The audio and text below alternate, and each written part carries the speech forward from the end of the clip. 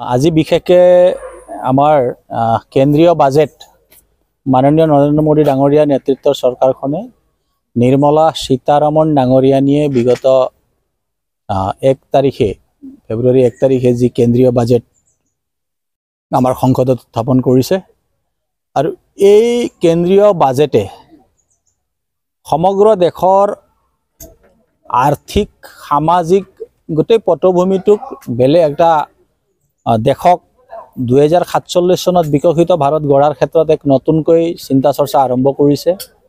আপোনালোকে যদি বাজেটখনক দেখে বা চাবলৈ চেষ্টা কৰে তেতিয়াহ'লে আৰু আমি যদি তুলনামূলকভাৱে যদি আমি চাওঁ বাজেটখনক যে 2014 চনত মনমোহন সিং চৰকাৰে যেতিয়া বাজেট উত্থাপন কৰিছিল তেতিয়া এই বাজেটৰ নিৰ্ধাৰিত পৰিমাণ আছিল 16.6 লাখ ক্ৰোৰ মানে 16,60,000 কোটি টকাৰ এটা বাজেট আছে। তো এই বাজেট মাত্ৰ 10 বছৰ মানে টাইমত during the duration of 10 years এই বাজেট 34 লাখ কোটি টকা বাঢ়ি এই বাজেটৰ পৰিমাণ 50 লাখ কোটি টকা হৈছে।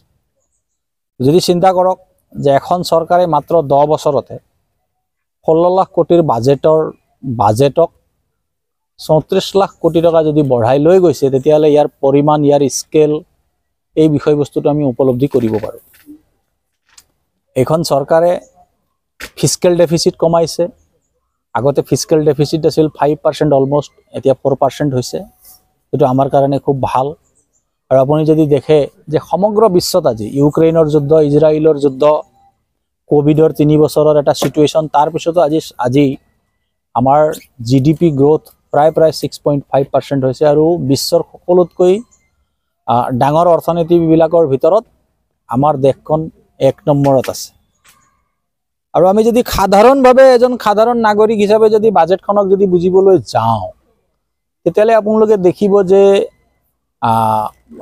এইখন বাজেটৰ জৰিয়তে আগন্তুক দিনত আমি যদি তুলনামূলকভাৱে চাব যাওঁ তেতিয়াহ'লে অকল যদি হেল্থ সেক্টৰক আপোনালোকে চায় যে মেডিকেল এডুকেশ্যন 1947 চনৰ পৰা 2014 চনলৈ ভাৰতবৰ্ষত 1 বছৰত মাত্ৰ 50,000 MBBS সিট আছিল।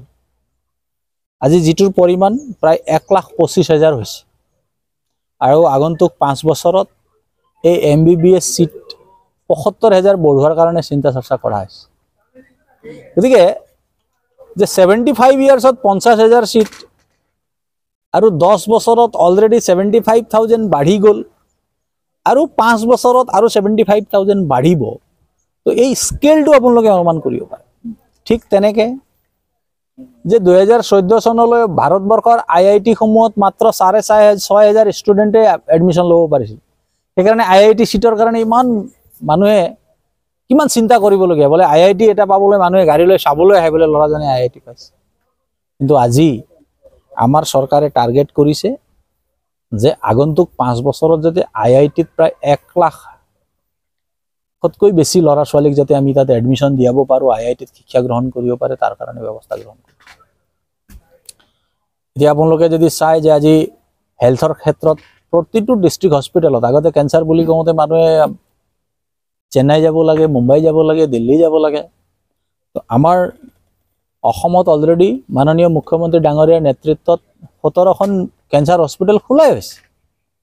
তাৰ উপৰিও আজি এইবাৰৰ বাজেটত, কেন্দ্ৰীয় বাজেটত প্ৰতিখন জিলা হস্পিটেলত কেঞ্চাৰ কেয়াৰৰ কাৰণে ব্যৱস্থা গ্ৰহণ কৰা হৈছে। আপুনি যদি এডুকেশ্যনক চাই আজি PMCৰ পৰা আৰম্ভ কৰি নেটছৰ পৰা আৰম্ভ কৰি বিভিন্ন স্কিমৰ জৰিয়তে গাঁৱে ভূঞে স্কুল নিৰ্মাণৰ ব্যৱস্থা কৰা হৈছে। আজি অটল টিংকাৰিং লেব, আজি কণ ল'ৰা ছোৱালীক বিজ্ঞানৰ ফালে যাতে আগবঢ়াই লৈ যাব পৰা হয় তাৰ কাৰণে আজি 50,000 অটল টিংকাৰিং লেব খোলাৰ কাৰণে এইখন চৰকাৰে বাজেটত ঘোষণা কৰিছে। এতিয়া আপুনি যদি চাব যে আমাৰ চৰকাৰে 2014 চনলৈ কংগ্ৰেছ চৰকাৰৰ টোটেল ছাবচিডি আছিল 2,54,000 কোটি টকা, 1 লাখ কোটি টকা। আৰু আমাৰ চৰকাৰৰ দিনত 7 লাখ কোটি টকাৰ আমি ছাবচিডি দিবলৈ সক্ষম হৈছোঁ। যদি চাই ভাৰতক যদি আমি শক্তিশালী কৰিব বিচাৰোঁ তেতিয়াহ'লে আমাৰ ডিফেন্স শক্তিশালী হ'ব লাগিব, আমাৰ সৈন্য বাহিনী শক্তিশালী হ'ব লাগিব, আমাৰ বায়ু সেনা বাহিনীৰ মানে ফাইটাৰ প্লেন ভাল হ'ব লাগিব, নেভিৰ ভাল ভাল জাহাজ থাকিব লাগিব। তো সেইকাৰণে 2014 চনত ইয়াৰ পৰিমাণ মাত্ৰ 2 লাখ কোটি টকা আছিল ডিফেন্স স্পেণ্ডিং, আৰু আজি ডিফেন্স স্পেণ্ডিং বাঢ়ি 6,83,000 কোটি টকা পাইছেগৈ। গতিকে ইয়াৰ পৰা আমি অনুমান কৰিব পাৰোঁ যে কিমান স্কেলত আমাৰ কাম হৈছে। এতিয়া আমি যেতিয়া অসমৰ মানুহ অসমৰ কথা লৈ তেনেকুৱা ধৰণৰ কথা আহি যায় যে অসমে কি পাইছে। এতিয়া যদি মই আপোনাক সাধাৰণ ভাষা ক'ব যাওঁ যে ইণ্ডাষ্ট্ৰীৰ ক্ষেত্ৰত আপোনালোকে যদি চায় তে আমাৰ যিটো ৰাসায়নিক যিটো আগতে আমাৰ নামৰূপৰ যিটো সাৰ কাৰখানা তাত এতিয়া ইউৰিয়া প্লেণ্ট আমি বহাবলৈ চেষ্টা, য'ত 12.7 লাখ মেট্ৰিক টনৰ প্ৰডাকশ্যন হ'ব, আৰু তাৰ কাৰণে প্ৰায় 20,000 কোটি টকাৰ এটা ইনভেষ্টমেণ্ট হ'ব। 20,000 কোটি টকাৰ ইনভেষ্টমেণ্ট মানে বহুত ডাঙৰ ইনভেষ্টমেণ্ট। গতিকে 20,000 কোটি টকা ইনভেষ্টমেণ্ট হ'লে তাত বহুতে চাকৰি পাব, তাৰ লগে লগে ইউৰিয়াৰ ক্ষেত্ৰত আমাৰ ইয়াৰ পৰা ইউৰিয়াৰ এক্সপৰ্ট হ'ব। মই আৰু এটা আপোনালোকক উদাহৰণ দি দিওঁ যে আমাৰ সচৰাচৰ এটা বদনাম মানুহে কৰে যে অসমক মাহী আইৰ চকুৰে চাইছে মানে কেন্দ্ৰীয় চৰকাৰে বুলি কয়। যে কিহৰ কাৰণে মাহী আইৰ চকুৰে চাইছে আমি নাজানো, আগত চাইছিল নাচাইছিল, কিন্তু আজিৰ দিনটোত নৰেন্দ্ৰ মোদী চৰকাৰে অসমক কোনোদিনে মাহী আইৰ চকুৰে চোৱা নাই। মই আপোনালোকক এটা সাধাৰণ দিব পাৰোঁ যে এটা তুলনা, যে টেক্স ডিভলিউশ্যন যিটো টেক্সৰ ক্ষেত্ৰত 2004 পৰা 2014 চনলৈ অসম চৰকাৰে টোটেল 10 বছৰত কেই টকা পাইছিল? 64,000 কোটি টকা। মই লামচাম কৈছোঁ 64,000 crores মাত্ৰ পাইছে 10 ইয়াৰ্ছত, আৰু আমাৰ চৰকাৰে 10 বছৰত 2,29,000 কোটি টকা দিছে। এতিয়া ইয়াৰ পৰা অনুমান কৰিব পাৰে যে আমাৰ চৰকাৰে অসমখনক কিমান পইচা দিছে। আজি আমাৰ যিটো গ্ৰাণ্ট ইন এইড যিটো 15 কমিশ্যন 14 কমিশ্যন বুলি যিটো আমি দৌৰাদৌৰি কৰোঁ, সেই পইচা কংগ্ৰেছ চৰকাৰৰ দিনত 2014 চনত 2004 চনৰ পৰা 63,000 crores আছিল, আৰু এই পৰিমাণ বাঢ়ি এতিয়া 2,29,000 কোটি টকা হৈছে, অলমষ্ট 1,80,000 কোটি টকা বেছি। তো এই কথা বতৰাবোৰ আমাৰ অসমৰ কাৰণে ভাল হৈছে, অসমৰ উন্নতি হৈছে। আজি সেইকাৰণে BTAD নিচিনা জেগাতো ৰাস্তা ভাল হৈছে, পাগলাদিয়াৰ ওপৰত ব্ৰিজ হ'ব পাৰিছে, বাল্টিৰ ওপৰত ব্ৰিজ হ'ব পাৰিছে। কিহৰ কাৰণে? এইবোৰৰ কাৰণে। গতিকে এই কথা বতৰাবোৰ, আৰু আপুনি চাব যে আজি টুৰিজিমৰ ক্ষেত্ৰত, টুৰিজিম নিউয়ৰ্কে যেতিয়া নিউয়ৰ্কৰ গোটেই বিশ্ব ভ্ৰমণৰ কাৰণে নিউয়ৰ্ক টাইমছ ওলাব, তেতিয়া 4 নম্বৰ স্থানত তেওঁলোক গুৱাহাটী আহিব, অসম আহিব। কিহৰ কাৰণে আহিব? যদি আপুনি চাব যে আমাৰ গুৱাহাটী এয়াৰপৰ্ট ভাৰতবৰ্ষৰ 5ম বিজিয়েষ্ট এয়াৰপৰ্ট। এয়াৰপৰ্ট কেতিয়া বিজি হয়? যেতিয়া মানুহ বাহিৰৰ পৰা মানুহ যেতিয়া আহিব, তাৰ কাৰণে বিজি হৈছে। গতিকে এই কথা বতৰাবোৰ আপুনি যদি ৰেলৰ ক্ষেত্ৰত চায় যে 2009 চনৰ পৰা 2014 চনলৈ অসমত ৰেল বাজেটৰ টোটেল পইচা দিছিল মাত্ৰ 2,000 কোটি টকা।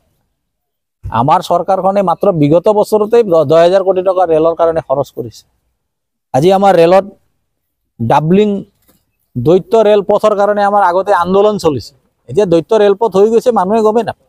গুৱাহাটীলৈ অলমষ্ট কমপ্লিট, আৰু ডিব্ৰুগড়লৈ কাম চলি আছে। তাৰ কাৰণে চৰকাৰে পুঁজি নিৰ্ধাৰণ কৰিছে।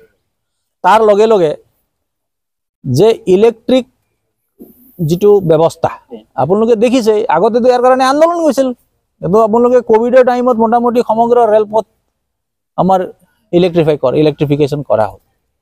তাৰ লগে লগে অসমৰ প্ৰায় 50খন ষ্টেচনক অমৃত ষ্টেচন হিচাপে গঢ়ি তোলাৰ কাৰণে বিভিন্ন ধৰণে কাম কাজ কৰি থকা হৈছে। গতিকে আমি যদি সমগ্ৰতাত চাব যাওঁ, অসমত প্ৰায় 2600 কিলোমিটাৰ হাইৱে হৈছে। আজি গোসাইগাঁৱৰ পৰা আৰম্ভ কৰি গুৱাহাটীলৈ, এইটো অটল বিহাৰী বাজপেয়ী টাইমতে হোৱা, ঠিক আছে। আজি আপুনি 6 লেন হাইৱে দেখিছে গুৱাহাটীত, তাৰ উপৰিও এতিয়া সেইটো সোণাপুৰলৈ হ'ব, ৰটাৰী হ'ব, তাৰ লগে লগে কুৰুৱাত ব্ৰিজ হ'ব, নাৰেংগীত। তো এই গোটেই বিষয়বস্তুবোৰ আমি যেতিয়া চাওঁ, নৰেন্দ্ৰ মোদী চৰকাৰে অসমখনক যি ধৰণে আগুৱাই লৈ যাবলৈ চেষ্টা কৰিছে। আজি এডভান্টেজ আসামো, এই এডভান্টেজ আসামৰ জৰিয়তে অসমক অকল ভাৰততে নহয়, সমগ্ৰ বিশ্বত আমাৰ এডভান্টেজ, অসমত ইণ্ডাষ্ট্ৰী কৰিলে কি কি এডভান্টেজ হ'ব পাৰে সেই বিষয়টো আপোনালোকে ইতিমধ্যে প্ৰায় 3 লাখ কোটি টকাৰ এগ্ৰিমেণ্ট হ'ব, MOU হ'ব। টাটাই 27,000 কোটি টকা ইনভেষ্টমেণ্ট কৰাৰ পিছত আজি আপোনালোকে দেখিছে, কালি মুখ্যমন্ত্ৰী ডাঙৰীয়া ইনফোচিছৰ নিচিনা কোম্পানীও আজি ইয়াত আহিব।